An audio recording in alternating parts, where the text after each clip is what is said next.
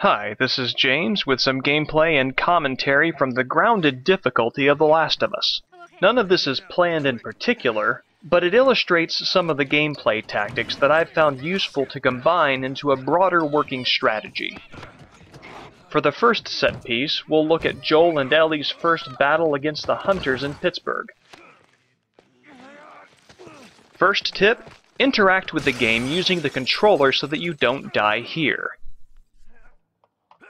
And this is my favorite of Joel's facial expressions, because it is the last that this man will see. Next, fulfill your role as dark undergod of this world of masonry and glass by kicking at the beard of this troll before giving him an ineffective eye exam. Motherfucker! What's wrong with these guys? Catch your breath. We're leaving. Watch out! Watch out! Stay down! I think you've got the best chance of controlling the flow of enemies in this area if you take control of this counter, so slide right over at the start. Getting shot has a much higher likelihood of resulting in a one-hit death on grounded, so don't rush into the open with your target at full health intending to punch him to death. Throw a bottle so you can stagger him, and trigger a quick, context-specific killing blow. When you're being shot at over a distance, you won't necessarily die with one hit, but a graze takes off a lot more damage than on other difficulties. I recommend avoiding using ammunition whenever possible, which means relying upon physical attacks. So make sure you either have enough cover to punch out your quarry without being exposed to his fellow enemy's gunfire, or use a brick and bottle for a quick hit-and-run attack. When hit with a brick or bottle, it usually takes 2 manual attacks to kill an enemy. Under the same circumstances, you can kill an enemy with 1 blow with a weapon in your hands.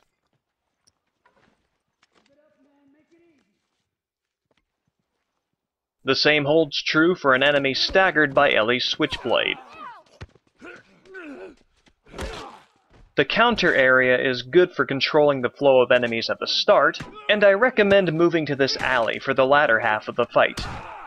You're surrounded by walls, increasing the likelihood of triggering a context-specific killing blow, and you have tiers of cover with plenty of room to fall back as you deal with the second wave of enemies pointed out by Ellie.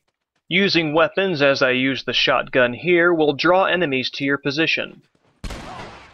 You can use this strategically, provided that there aren't too many enemies, and provided that they're far enough apart to handle individually. Attacking the first guy so close to the second was risky, and I would have died had I had even the slightest bit less health. However, I've noticed that enemies attack faster and more head-on in grounded difficulty, making them deadly in packs, but also making their movements easier to control if you call them to your location in an area that serves as a funnel, such as this alley. Next, we'll look at a set piece that caused me almost no end of grief. This is Joel's first encounter with stalkers, and you can actually control the circumstances under which you encounter them. You can trigger the stalker encounter either by trying the locked door that serves as this area's exit, or by picking up the ID card with the magnetic strip that unlocks that door. The area with the locked door is much more open, giving the stalkers more room to maneuver. They're fast and they're agile, and I found them easier to handle if I triggered them by picking up the magnetic card.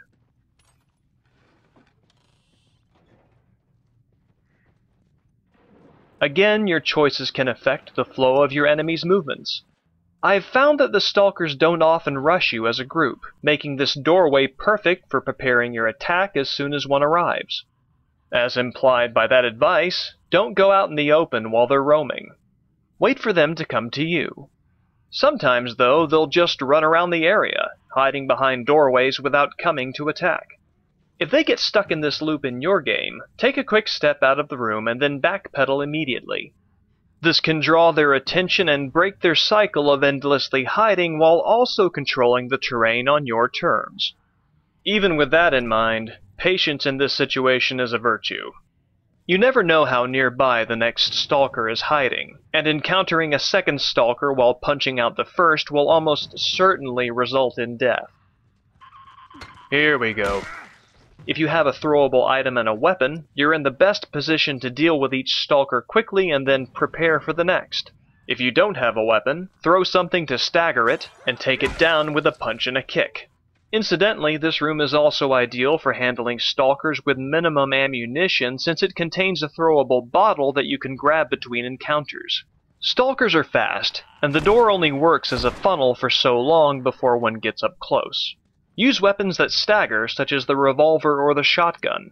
The hunting rifle is also ideal for stopping power, but don't expect to recover if you miss. The doorway is great if this is what you've got to work with. Just be quick when your stalker shows up, and if you can, save it for the fourth and last one. That way you won't get caught reloading just in case the next one is about to show up. In order to unlock the door with the ID card, you need to power up the generator. However, once you do that, a bloater will show up.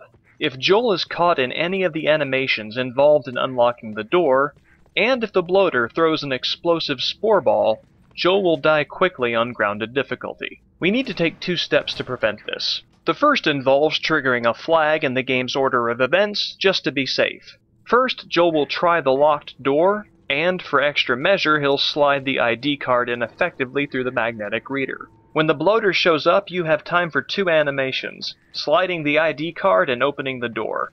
So clear out that first animation while the area is free of enemies. Second, and I haven't tried to find an alternative to this tactic, you need to stop the bloater from throwing a spore clump while Joel's opening the door. A Molotov cocktail solves this problem easily. Start up the generator, and follow the wires up the collapsed landing and through the upper level to the door with the card reader.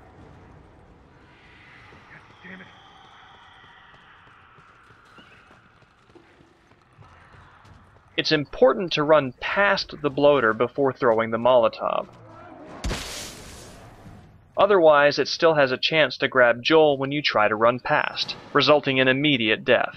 You also want to be right at the door when the bloater's stagger animation begins. If you've timed it right, you can get out of this little block of hell. I hope this proves useful, and thank you for watching.